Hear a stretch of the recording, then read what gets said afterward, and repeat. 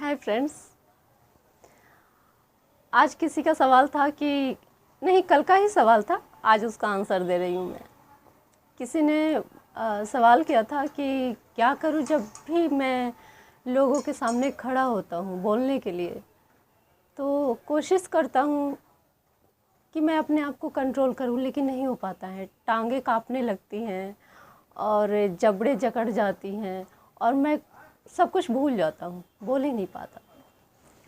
तो ये एक कॉमन सी प्रॉब्लम है, ये बहुत बड़ी प्रॉब्लम नहीं है, ये एक फ़ोबिया की कैटेगरी में आता है। क्योंकि मैं यहाँ फ़ोबिया पे डिस्कस नहीं करूँगी, क्योंकि फ़ोबिया का पूरा डिटेल मेरे आर्टिकल में होगा है और मेरे वेबसाइट पे, तो आप उसमें डिटेल चेक कर सकते हैं।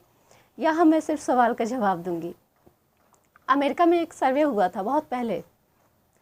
एक सर्वेक्षण इसलिए हुआ था ये देखने के लिए कि जो दफ्तर में सीनियर एग्जीक्यूटिव हैं उनको किस बात का सबसे ज़्यादा डर होता है।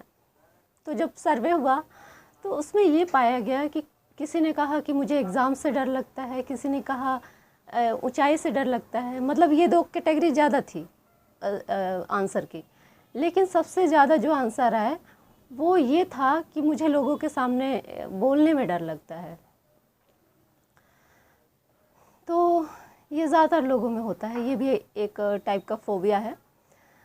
अब ये सब छोड़िए, इसका मैं आंसर सीधे टू द पॉइंट देती हूँ। आपको 3 काम करना है। आप अपने आप आपका डर ख़त्म नहीं होगा, चाहे आप कितना हो डरें। सिर्फ डरते रहने से डर ख़त्म नहीं होगा। अपने स्वयं को चुनौती दीजिए कि मैं आज नहीं डरूँगा, और निरंतर अभ्यास कीजिए इस बात का। जिस बात से आपको डर लगता है आप उससे हर दिन मुकाबला करने का प्रयास कीजिए। और दूसरे के सामने खड़ा होकर बोलने का प्रयास कीजिए, लेकिन इसमें थोड़ा संकोच लगता है जिनको इस टाइप की प्रॉब्लम होती है किसी के सामने बोलने में। आप एक शीशा रख लें, मिरर, उसके सामने खड़े हो जाएं, जो बोलना है बोलें और प्रयास करें कि अपने आप को सीधा देख के बोलें, अपने आँखों में आँखें डाल के। और सपोज़ दैट ये मान लें कि सामने कोई दूसरा व्यक्ति खड़ा है और मैं स्वयं हूँ, सामने कोई और खड़ा है। अपने प्रतिबिंब को किसी और को मान लें थोड़ी देर के लिए, उसके बाद आप बोलने का प्रयास करें। ऐसे करने से आपका झिझक ख़त्म हो जाएगा। और कुछ लोग सोच कर बोलते हैं और कुछ बोलने के बाद सोचते हैं। आपको प्रथम श्रेणी का होना है, मतलब कि सोच कर बोलना है। ये नहीं कि कुछ भी बोल दिया फिर सोचे फिर पछताएं दुनिया भर की चीज़ें और एक टेंशन बना ले।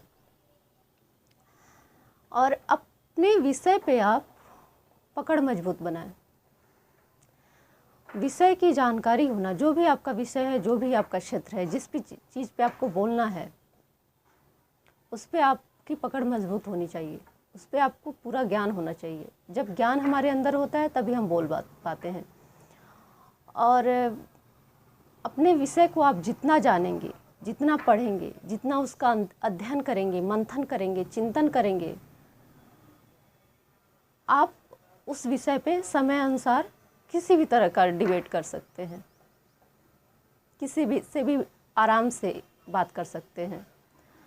गलतियां होंगी, लेकिन गलतियों से डरे नहीं, आत्मविश्वास को कम ना होने दें। ये दिमाग में हमेशा रखें कि गलतियों से हमें कुछ सीखने को मिलता है। हर गलती कुछ न कुछ सिखा जाती है और अगली बार आप में इम्प्रूवमेंट होता है। वही गलती करेंगे तो भी उसमें कुछ सुधार रहेगा। तो हर गलती हमें कुछ न कुछ सिखा देती है और उस सीख के सहारे आगे बढ़ने का प्रयास करें। सफलता ऐसे ही मिलती है, अचानक से कुछ नहीं होता। डर तो हमेशा ही रहेगा, लेकिन धैर्य रखें और डर से सामना करने का अभ्यास करते रहें। कुछ दिन बाद ऐसा होगा कि डर हार जाएगा, आप जीत जाएंगे। और जो सवाल था आपका कि पैर थरथराने लगते हैं, आवाज़ काँपने लगती है, सब कुछ भूल जाता हूँ जब मैं किसी मंच पे रहता हूँ, किसी अननोन व्यक्ति के सामने रहता हूँ, ये सारी प्रॉब्लम धीरे धीरे ख़त्म हो जाएगी। अपने डर का मुकाबला करें, अपने पे विश्वास रखें, अपने पे धैर्य रखें, अभ्यास करें खूब ज़्यादा शीशे के सामने खड़े होके बोलने की। अब दूसरे सवाल पे दूसरा वीडियो बनाती हूँ। Okay, bye, good luck. उनके लिए गुड लक जिनका ये सवाल था। आप अपने अभ्यास में सफल हो, आप दूसरों के सामने बोल पाए, इसके लिए बहुत सारी शुभकामनाएं आपको। बस मेरी बातों पे एक बार अभ्यास करके देखिए, आप सफल हो जाएंगे। Okay, bye everyone.